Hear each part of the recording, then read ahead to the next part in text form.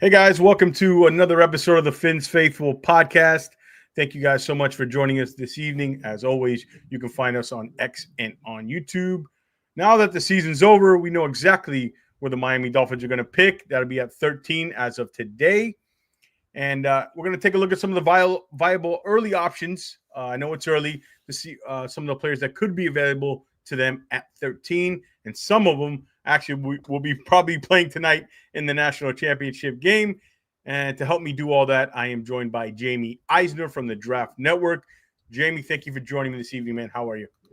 Great. Thanks for having me. And, I'm excited to talk to a bunch of Dolphins fans tonight and just kind of see take the temperature of how you guys are all feeling, maybe kind of give that little bit outside perspective as well. And obviously not the season you hoped for, but, all hope is not lost. So there's always next season. And up where I'm from right now, I shouldn't say from, but where I'm living now in Chicago, next season is always the best season ahead, at least in recent years. So excited to talk about the draft.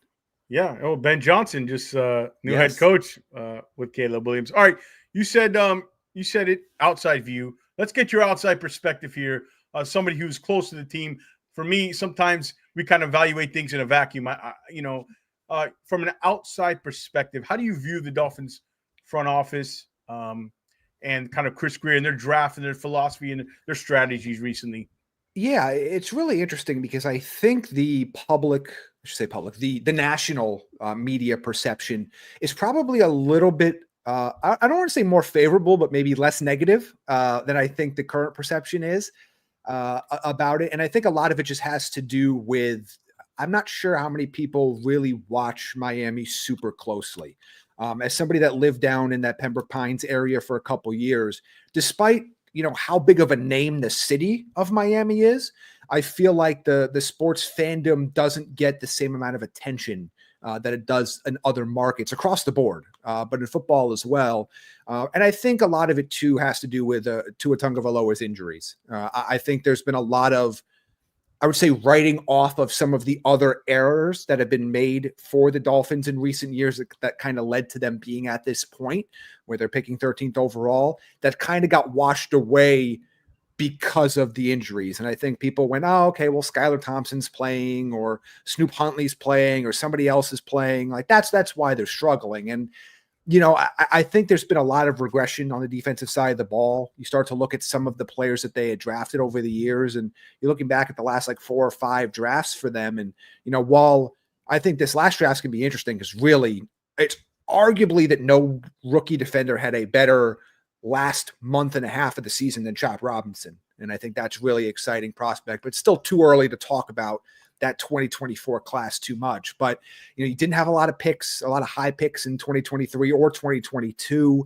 The years before, you brought in Waddle, you brought in Jalen Phillips, who's just a phenomenal talent, but injury problems, which was kind of a different, because his medical retirement was concussion related when it came to his time at UCLA.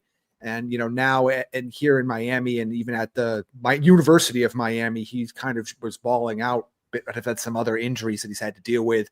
Javon Holland, kind of an interesting career arc, right? I mean, we're going to talk about safeties in a second. Somebody that looked like was going to be a long-term piece of that secondary. And I think you ask Dolphins fans now, and they not only expect him to leave, but are pretty adamant that they really don't necessarily want to pay him to stay. And so I think it's been a mixed bag on what they've been able to do. You obviously had a lost pick because of the Tom Brady and potential losing on purpose stuff that kind of came out. So you lose a first round pick in the middle of this as well. But overall, you would think for the amount of potential talent that this team has had, they definitely underachieved this year. And I understand the philosophy of wanting maybe a new steward in that general manager's room. And maybe that still happens, but it looks like there might be another, playoff or bust type of year coming in Miami before there's some major changes across the board. Yeah, I agree. I think this year, all Dolphin fans wanted Chris Grier out of here. They were shocked after I'm sure it's not a surprise to you, but I think the one positive that comes out of it is I think if it goes south this year, I think the trio is gone. I think the quarterback, I think the coach, and I think the general manager. I think that's the right way to do it instead of this half in, half out, 1 foot in, 1 foot out kind of theory. By the way, what was your go ahead. No, I was just saying I agree with you completely. Because I think as somebody that has watched this Chicago market try to do this the last few years, I think continuity between the head coach and the general manager is very important, because otherwise you get to a lot of different power struggles. You get what happened in Tennessee. You had power struggles between, Mike Rabel and John Robinson. Rabel wins it. Then you have Rabel versus Rand Carthon. Carthon wins it. And now this year, Carthon's out. And like, you just keep moving all these pieces around. And there is something to be said for, hey, look, we're going to make a run at it. And if it doesn't work, we're going to replace everybody. And I think that's the philosophy Miami probably should take at this point. If they feel like if they were going to move on from Grier, they would have done it already. So it looks like everybody's going to be back together. But I think there's a lot of concerns about this team. And I guess there's a lot of concerns about whether or not you want another draft class from Chris Grier and company, or if you want to just part ways. But I do think, like you said, there is some value in knowing that if everybody's in or everybody's out, the ability to put a coach, a general manager, and ideally a quarterback all together at the same time is probably the best case scenario for any team that is rebuilding. And you start to look at the pieces they have in Miami and you start to think, are they really rebuilding yet? Or are they kind of on the verge? And right now, I kind of think they're caught in the middle, which is never where you want to be. But they still have an opportunity to get to the playoffs. And you never know what happens if you get there next year. But obviously, you have the Tyreek Hill scenario you have to talk about. You've got is Tua the guy scenario. Is McDaniel and Grier the guy? But you're kind of in a weird spot now where if you move on from all these guys, there isn't a quarterback in the draft at 13. I think it's going to make sense for Miami. There isn't really a quarterback in free agency. I think it's going to make a lot of sense. Do you really want to fire one of the coach or GM, or particularly the coach in this case? Who are you going to bring in when they think the GM might get fired in a year anyway? You're kind of in this weird spot where you almost have to kind of try one more year and see if you can stay healthy and things go right. And hopefully you get in, even though it's a really tough conference to make a run in the postseason with. Yeah, I don't think I could have said it better. Quickly, what was your take on Tua coming out? Is he about what you thought he'd be coming out? That's a great question. Yeah. I liked him coming out. I'm trying to go back to what I thought of him as a prospect, not this. I liked him as a coming out. I know this, I don't want to bring back the memories. I did prefer Herbert to Tua. And I know, but it was close. I don't think there was this massive gap. Like, I know that debate's going to go on forever, Herbert versus Tua. And I know it gets talked about a lot. And there's Miami fans in our Discord that, you can't bring up one name without the other, without some sort of conversation. But I liked him. I thought he had a limited ceiling. But I also thought that Mike McDaniel surpassed what I thought his limited ceiling was a couple years ago, or I guess 2 seasons ago now with Tua. So do I think the Dolphins can win a Super Bowl with Tua? I do. Will they win because of him? I don't know about that. And to be fair, there's only probably a handful of those guys in the league that you could say, I could take an average team, put this quarterback on them, they can win the Super Bowl. But I also wonder that if he doesn't have McDaniel there, and quite frankly, nobody else has really been able to run McDaniel's offense really well. And now I understand that there's a talent drop whenever you're talking about a QB2 or a QB3. I don't want to pretend like those would be starting options for Miami in the scenario where Tua was gone. But I think he's kind of in that spot where if you do decide you're going to move on from everybody, I'm not sure I think his ceiling is high enough that I'm going to strap a new coach and a new offense to him and say, okay, we're going to just try to make this work again for another 2 or 3 years. Yeah, I completely agree with you. My thing with Tua has always been, I knew he's a good quarterback in the NFL. I think people who debate that, it's ridiculous. I just think, where's the ceiling? And I think I agree with you. McDaniel surpassed even my expectations. And you plug the injuries on top of that. To me, I've always said you treat this like an Alex Smith situation. You draft a guy, Tua's your guy. If he gets hurt, the clipboard comes off, and you develop the young kid in the system. Because also, Jamie, part of the problem is, maybe you don't know this being down here with the team, but Tua takes all the reps in practice because it's like rehearsing a play. He has to rehearse it in play. What you see on Sundays is what happens Wednesday, Thursday, and Friday in practice. And I mean, you could say that around the league, but I think more so here. So I completely agree with your assessment there. Yeah, spot on with Tua. Yeah, and I think with him, look, you have to look at the scenarios that have happened the last couple of years in Miami, and you have to understand that Again, it's not easy to find a good quarterback. Don't get me wrong. It's not easy to find a good backup quarterback. But the drop off in play and the fact that, quite frankly, this season got completely tanked when Tua gets hurt, that has to be addressed this year, no matter what. Whether it's you're bringing in a rookie quarterback with the chance that maybe you're going to develop him, whether it's bringing in a veteran free agent, you have to have someone that can at least give you a chance to win as a backup. And I know they got a couple. They've had some scenarios late where they got wins, but you can't let your season get derailed by an injury when a player has been injured a lot. And it's unfortunate. It is what it is. And we have seen with Tua in both years coming back, he's not changing his style of game when he plays. And you can understand that on some level, but you have to be prepared. And it feels like they were ill prepared to handle a Tua injury again this year. And it cost them a playoff spot. And it's a problem. And they have to address it one way or the other, whether it's talking about the long-term build of quarterback or even just to get through next season. They just can't have another year where if Tua misses 4 games, they're screwed. They just can't do that again. Yeah, I agree. All right. Shout out to everybody in the chat. Jarvis, Fins Talk Sports Network, Mia, hi, everybody in the chat. Thank you. Please, guys, hit that like, subscribe to the channel, help support the channel. Again, we are joined by Jaime Eisner of the Draft Network. All right, Jamie, let's dive into some prospects. Picking 13, how is this draft considered? Kind of a weaker draft? And what are some of the strengths and weakness before we get into specific players? I'd say it's considered a little bit weak at the top in terms of first rounders, but I do think there's a lot of day 2 guys that are really interesting here. So there is a bit of a mix where there isn't we don't have at the Draft Network right now, we don't have a lot of guys that are graded as true top 10 prospects.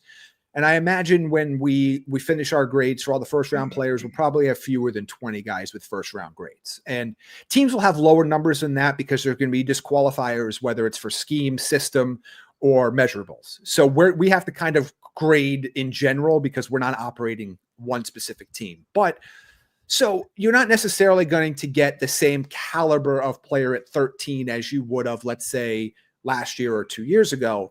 But there's still good players to be had, and I think there's some depth to be had once you get into days 2 and days 3 of the draft that isn't normally there. Yeah, okay. I that's what I've been reading. There's not a ton of blue chip prospects, I would say, at the top. All right, so at 13, start with some of the Dolphins' needs. Obviously, everybody's talking about the offensive line, the line of scrimmage, get more physicality there, especially on the interior, on both sides of the line of scrimmage. Yeah. Let's start with the offensive line. Your latest mock. Please, everybody, go check out Jamie's latest mock at the Draft Network. After the show, I'll leave a link in the description for you guys can find that. You had a lineman going there. Do you see it more being a tackle that moves inside rather than a pure guard?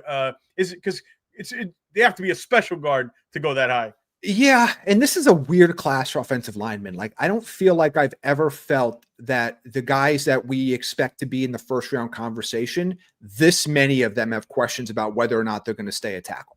And some of that will be discussed by, each team's individual thresholds. Some of that we'll know more of once we get some of these measurements from the Senior Bowl coming up next week and the combine. But it kind of feels like so many of these guys this year have been in that in between. I believe, Kelvin Banks is one of the names. I believe that's who I mocked. Yeah. I'm trying to remember now. Editing along. Kelvin Banks. Who is a name that's oh, wow. I've seen him in the top 10 a lot, but there's some questions about whether or not he's going to be able to be a tackle at the next level. Will Campbell's been discussed about whether or not, maybe they could stay a tackle, but their highest upside is guard. And we've seen that with all these guys. Going back down to even, the Urseries of the world, even Josh Simmons has had some conversation about whether or not he might be best at guard or tackle. I'm trying to think of some of the other names that I think have been in that bubble. Yeah. Emory Jones has been talked about that for a while. And then you have the pure guards, the Donovan Jacksons, the Tyler Bookers, those types of players. So for Miami in this case, I think you want to get your best 5 on the field. And I know there's been a variety of injuries, some guys that have moved in and out of tackle spots.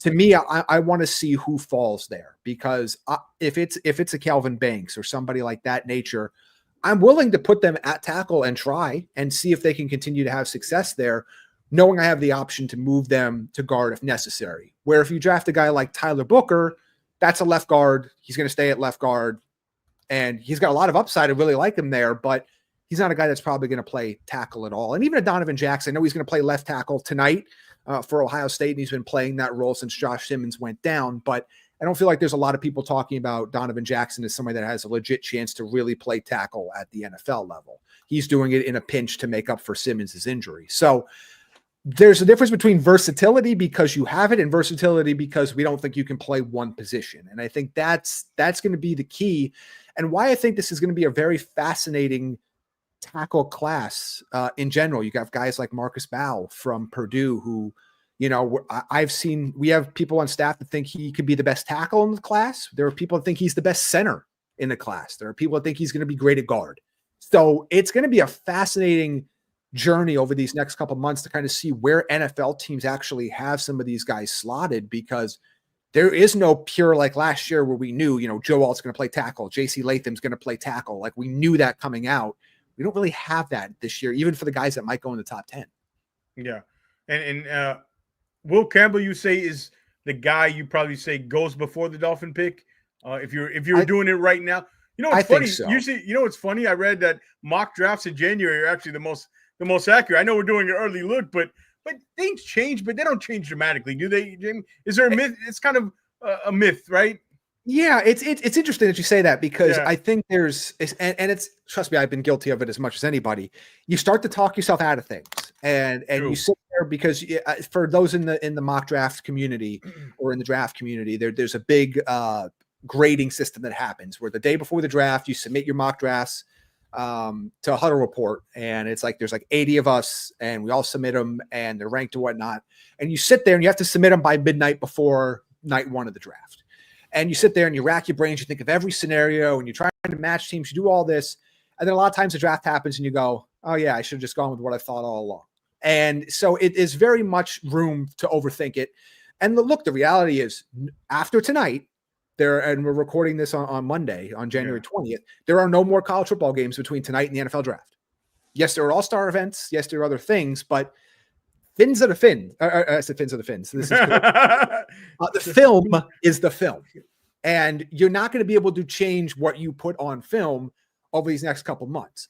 What these periods will do is help us either confirm certain things, get things such as measurables, because as you might believe, schools are sometimes not very truthful when it comes to heights and weights of prospects. And then there's things like injuries. There are FBI background checks that happen, and you sometimes see things get leaked from there about, does this guy have character concerns? But for the most part, there's usually not a dramatic change. What happens is more people become aware of more players. And you start to see, as the media becomes more aware of players, you'll see what happened, whether it's us or Daniel Jeremiah or Dane Brugler. Somebody mocks somebody in the first round, and all of a sudden the next week that player's in every first round mock draft. That player didn't do anything different over the last week. People became more familiar with who they are. So it is a good exercise to kind of know who you like now, who your teams like now, see how they perform at some of these all-star games, and then don't get dissuaded as things happen. Like, guys are going to run fast 40s. They're going to run slow 40s. They're not going to run the 3-cone you want. It's not to say that's useless information. It's just that they should be able to be making minor adjustments for the most part, not major ones, unless something major happens. If there's something happens off the field, or there's a major injury, or if somebody you expected to run a 4.4 runs a 4.7 for some reason, and your mind is they're a speed guy. Okay, that's a major adjustment. But for the most part, we should be making tweaks here and there. And look, the reality is teams are stacking their own boards, and teams have guys that they're looking for reasons not to draft you. That's what it is. They don't look for reasons to draft you. They look for reasons not to draft you. And draft boards for first-round grades, odds are the Dolphins are probably only going to have 12 or 13 guys on their first-round board. And that's not uncommon. You'll hear about, because Jerry Jones can't help himself. He'll tell everybody what's on his board, or they'll have a picture in the background. But it's not uncommon for just there to be only, even in drafts that have more top-heavier than this, to only have somewhere in the teens for first-round grades. That's not uncommon. So you'll see how that plays out this year, but I'm with you. I think sometimes it's good to remember what you thought when the college season ends, and even right after the Senior Bowl, for example, and try to not get caught up too much in 40 times, in pro days. I mean, I'll be honest with you, you don't learn much from pro days at all. Not a thing. Yeah. So you see certain things. I understand why they're there. And it's good for some of the guys that you maybe didn't get eyes on that are going to be day 3 picks. It's good to kind of see them, but you're not going to learn anything about the top guys at the pro day. Like, it's so sanitized. You're not going to learn much. So like, it's tough not to fall into the hype. But to your point, this is kind of the area where it's good to have a fresh mind now and kind of maybe even write down guys you like now and why, and then circle back in a few months and see, is there any reason why I shouldn't still like this player? And it'll kind of help you cut through some of the noise. Yeah. Another thing is, I do, Jamie, I do a top 100 board. I start now is when I start getting into the film. I do the podcast during the season. I don't, now is when I'll start looking really into the guys. But one thing I've always said is I don't meet the guy face to face. I'm not in a room with him.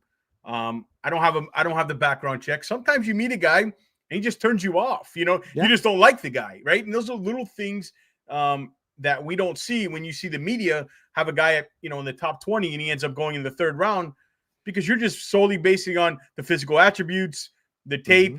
And that's when you see, that's what happens. None of these guys, the combine, like you said, they don't make it's tweaked. Ricky Purcell, right? After he went up, but you're not going up 2-3 rounds.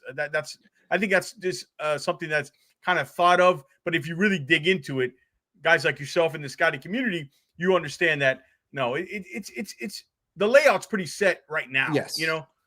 And the interviews are the most important. And it's you get a little bit here and there, and we try to talk to as many people that are in those rooms as possible. Because if you're not in that room, you don't know. And as you know, the game of telephone, from when you were a kid, right. Once the rumors start talking, you get all these things. But the interviews matter. And I think sometimes at the end of the day, I preach this a lot. We forget these are human beings drafting human beings. At the end of the day, you can look at all the numbers on paper. You can watch all the film you want. There needs to be a trust from whether the front office staff and the coaching staff that they like the player and the player is a fit. And at the end of the day too, and you see it more with quarterbacks than I think any other position, at the end of the day, there's still one major trump card that every organization has. That's whoever the owner wants. And sometimes that owner will supersede everybody. And it usually happens only when it comes to the quarterback conversation. I can't remember an owner coming down and saying, draft this edge rusher. I mean, I'm sure it's happened, but it doesn't typically happen. We want the guard out of, Washington. But it does happen. And I think you have to, and that's where it talks about that cohesion from top to bottom. So that's the other things you always have to consider in this entire equation is that you still have human beings making these decisions and you have a hierarchy. And ultimately at the end of the day, who is making the calls in the organization matters. Is it the GM? Is it the head of scouting? Is it the head coach? Is it the owner? And, who gets to make that call can make all the difference. And I think he's talked about even from it happened on draft day, but it wasn't a draft thing, but you saw Mike Vrabel's viral reaction when AJ Brown was traded during the draft. Like and then the draft Treylon Burks, and obviously it hasn't worked out. He was right. So, yes. So who's making that call makes all the difference. But, I would say that's not to say that there's nothing to be learned over these next few months. Of course, there is. Just don't overreact. And I think that's the hardest part because I guarantee you the mocks in a month from now and 2 months from now are going to look way different. And a lot of it shouldn't. Sometimes it should. Sometimes there are risers. Sometimes there are guys that like, hey, I really like last year, where a guy that was mocked in a lot of first rounds late, but really came up was a guy like Quinion Mitchell. And that was more so like how many people watched him play? Not many. So then they got a chance to watch him. And then it was like, oh, okay, now I get it.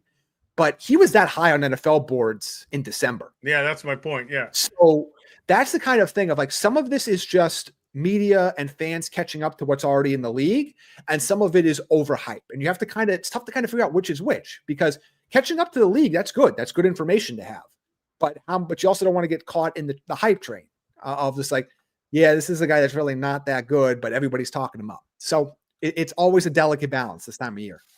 Yeah. All right. It's what I'm saying is there's a difference between what the league thinks a lot of times and what the media thinks. And that's no disrespect to anybody. It's just there's certain information in the league circles that, guys like yourself don't have. So, yeah. And you try your best to kind of navigate that and kind of, figure out what's real, what's small. Yeah.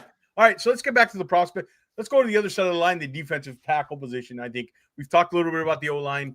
At pick 13, really, it comes down to the 2 Michigan kids, right? I actually like Kenneth Grant for the Dolphins more than Mason Graham. I see Mason Graham sort of in the Christian Wilkins mode. Yeah. But Grant, big 6'3", 339, physicality. This team needs a identity of up the middle at the line of scrimmage. And I like him a little more. What is the separation for you? Is there a big separation from those two guys, or is it closer than maybe we're led to believe here? I mean, I think they're both first round caliber players. I do think Mason Graham is the better player, but again, it goes back to fit. And I don't think Mason Graham is going to be there at 13. We don't know. No, and again, I want to stress this. We don't know. No. I'm going to say what I think, but we don't know. And I hate that, like, oh, there's no way that he'll be there.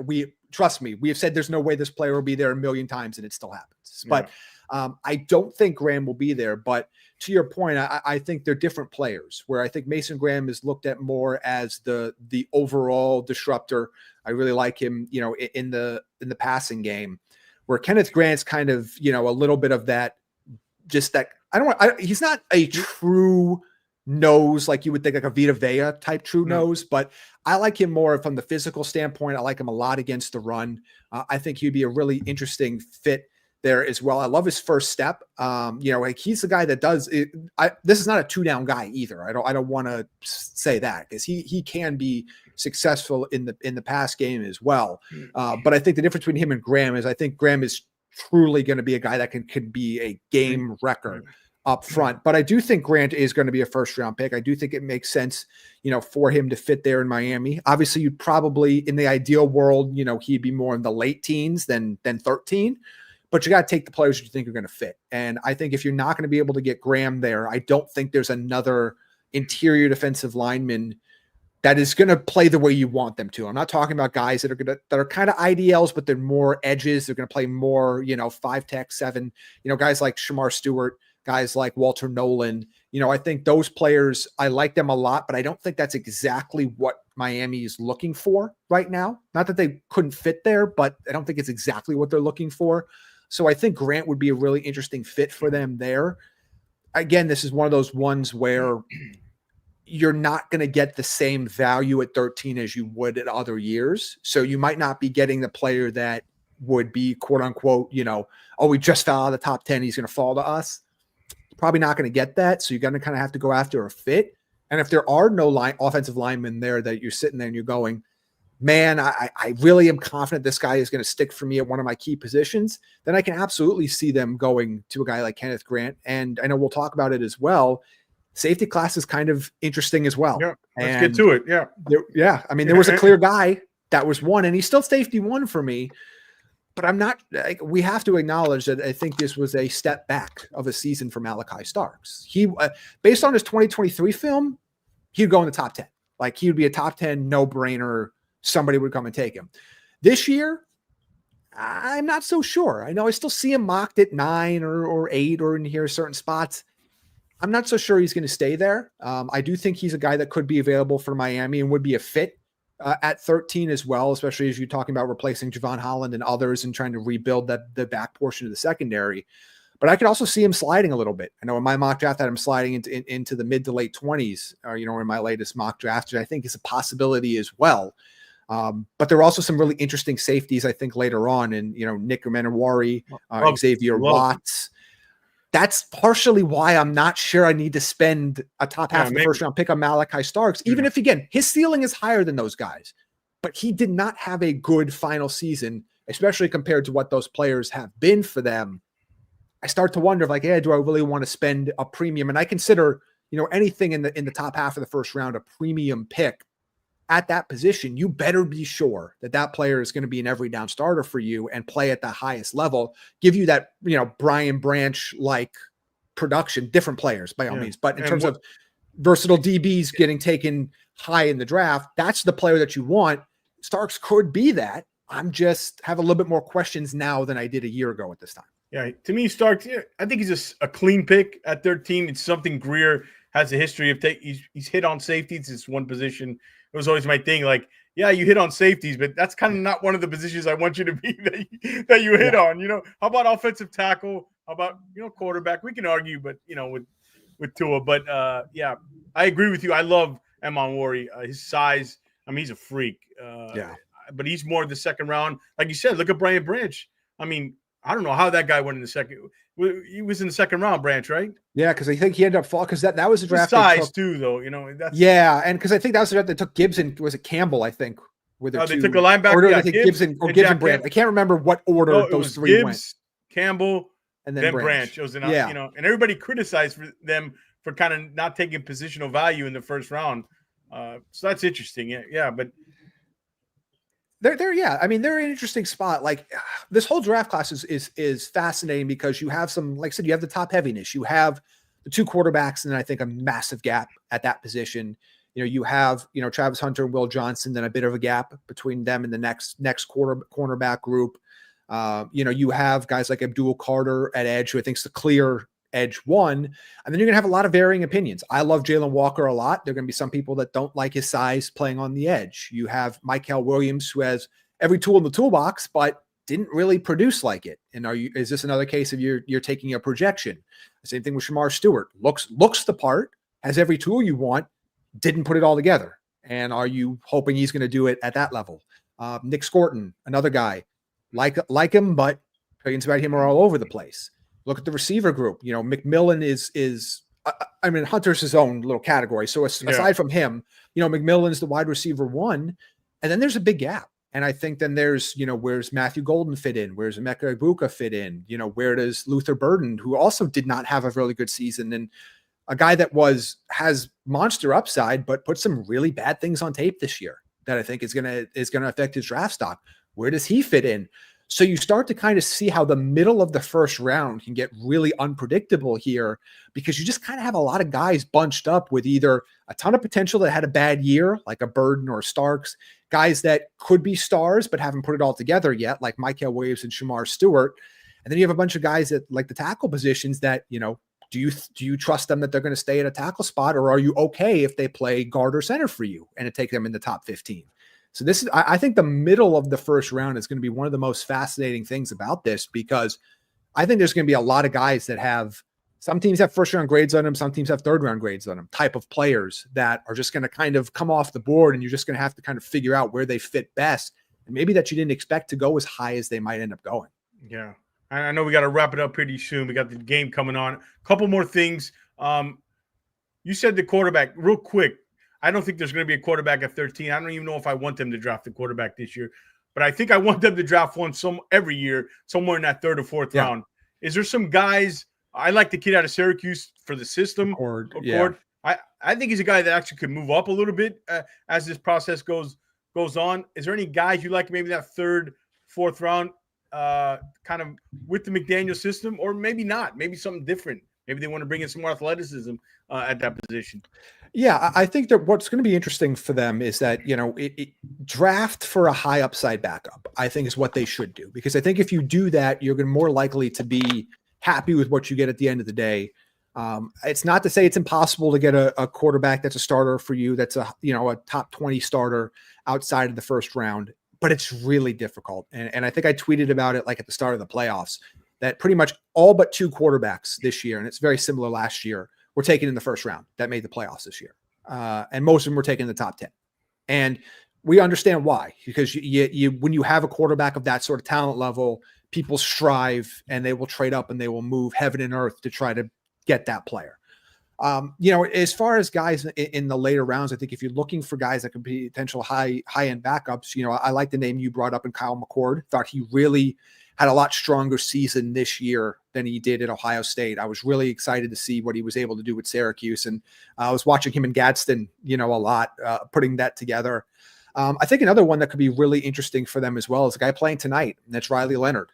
Doesn't have the full arm upside. I don't think he's going to win with that, but you talk about a player that can, win in different ways, be a little bit more physical, and maybe somebody that you could bring in as a backup that can play a couple weeks and, have a little bit of a different element to the offense. He's a guy that's exciting.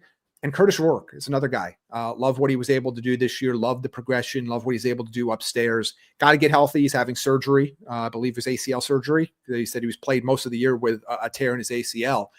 So he's getting that handled as well. So if we're looking for guys on day 3 as could be potentially groomed as high-end backups, potential like fringe starter, for an injury, that's the route I would go. I would not take a quarterback at 13. I'm not personally a fan of Jalen Milroe in his game. I think there is some upside there. He's clearly got a ton of talent, but I think there's a lot of work that has to be done. And I think if he's taken in the first round, he's not going to be afforded the opportunity to learn and grow at that level. I'm not really sure there's anybody else right now in that conversation, even as back end first round. I guess maybe Milroe and Jackson Dart, and just those are two guys that I'm just not. Yeah. I don't feel comfortable taking anywhere in round one. And so to me, I think if I'm Miami, I'm looking to day 3 and somebody I can groom to be a high end backup. Yeah, I agree. And I wouldn't take.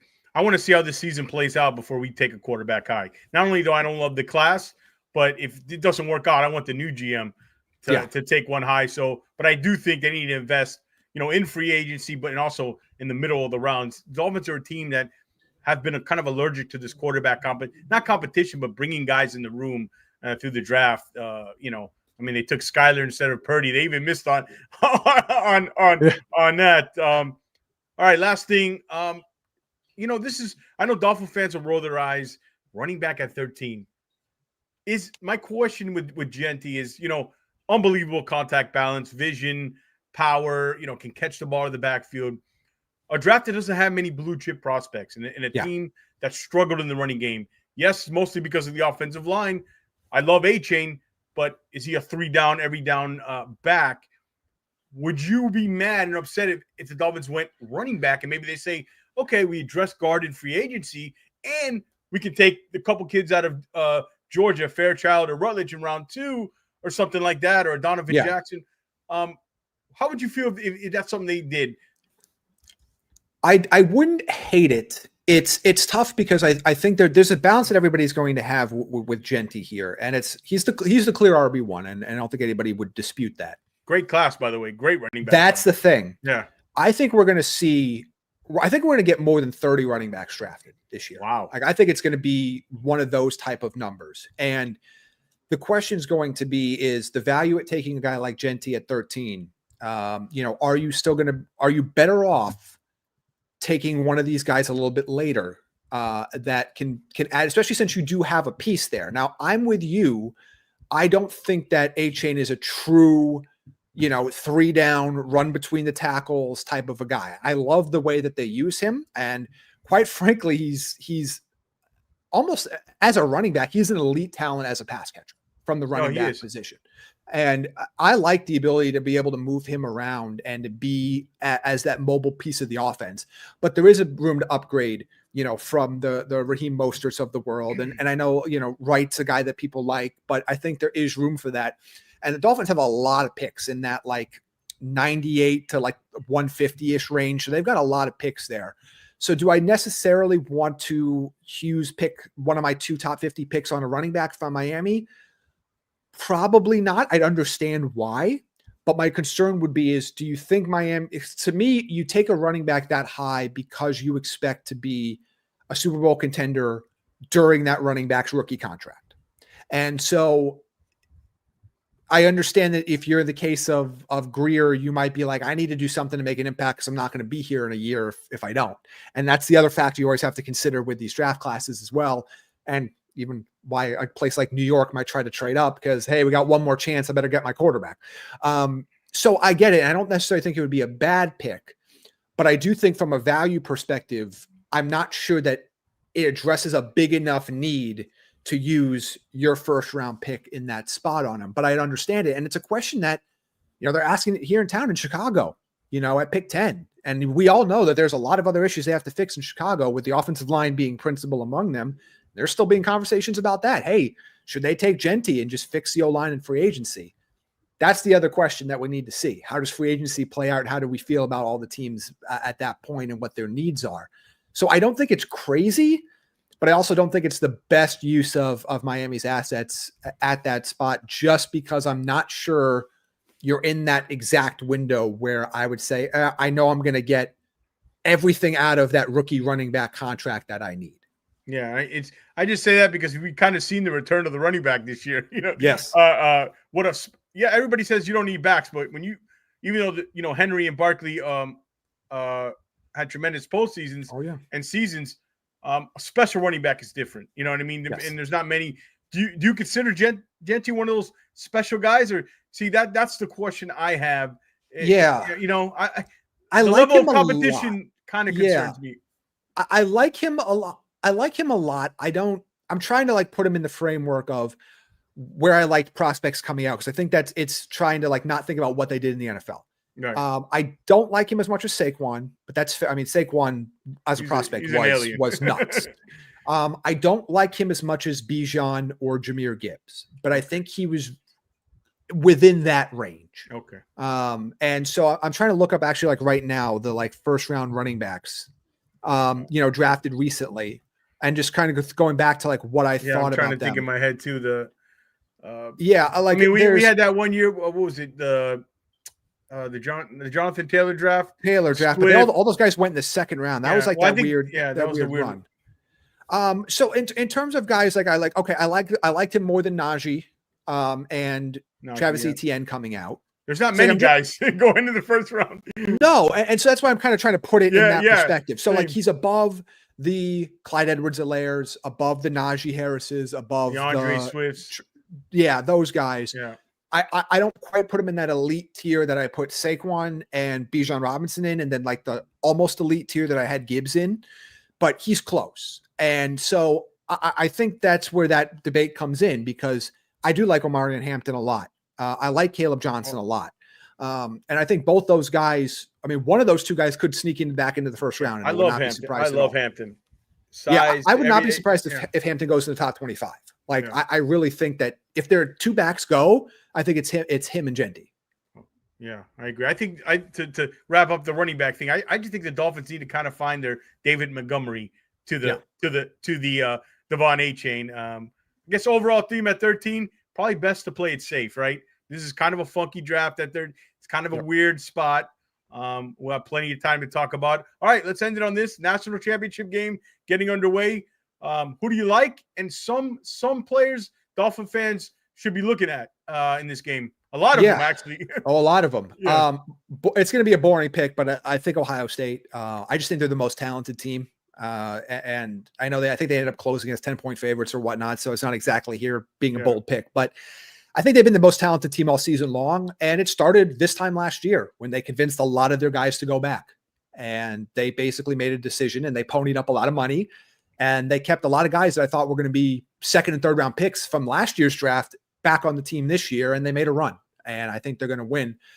As far as players to watch on both sides, I think for the offensive line, really you're going to watch just Donovan Jackson on Ohio State's side. He's going to play left tackle, but if you think about him as a potential guard, he's potentially going to be a first rounder, but I would not be shocked if he's there at 48 for Miami. So I think that is a potential possibility. I think you look at both running backs you talked about for guys that could go, third, fourth round, guys like Travion Henderson, maybe he's a second round pick, Quinshon Judkins. Those are two guys to watch on Ohio State side. And I think from a safety perspective, if you're not talking about the first safety at 13, but 48, Xavier Watts from Notre Dame. Watts, yeah. He's all over the field. He's going to be a really fun player to watch. And obviously for later rounds, I mentioned, Riley Leonard and Will Howard are both day 3 quarterbacks. Both guys you're going to see at the Senior Bowl as well. So I would keep an eye on that, but there's going to be and there's plenty of guys on defense as well, especially on Ohio State side with all their edge rushers. But I really think if you're going to be looking at guys for those two, either your first or second round pick, it's Watts, it's Donovan Jackson, it's Travion Henderson. And I think those are the guys that I would really keep an eye on. And maybe as a dark horse, Ohio State safety, Lathan Ransom. That could be a dark horse for pick 48 as well. So those are the guys I keep an eye on if I'm a Dolphins fan. All right, so you heard that. Watching the game tonight, take a look at those players. Jamie, thank you so much, man. I would love to have you on again, and I hope you had a great time on the show. Before we go, let everybody know where they can find you, find your work, and what you got going on over there at the Draft Network. Yes, you can find me on X at Jaime Eisner, just my first name and last name you see down here, spelled the same way. And then you can see all the work at thedraftnetwork.com, at the Draft Network on Instagram, on X, on YouTube. Do a ton of film breakdowns every single week. We have almost 400 scouting reports up on our website right now. Every single player that's going to the Senior Bowl will have a report, and most of them will have an one-on-one interview that we've had with them as well, kind of find out a little bit more about who they are as players. All that's going to be available at thedraftnetwork.com. So make sure you check that out all throughout draft season. Yes, please go check him out. Check out his latest mock Jamie had. I believe last week you dropped it, right? Check him out. We'll be having a show probably on Monday, a little earlier, previewing the Senior Bowl. We're trying to wrap all that up. But guys, thank you so much for joining. Everybody, please make sure you subscribe to the channel. Help support it. Thank you, Jamie. Thank you, everybody in the chat for tuning in. As always, guys, stay Fins faithful. We're out.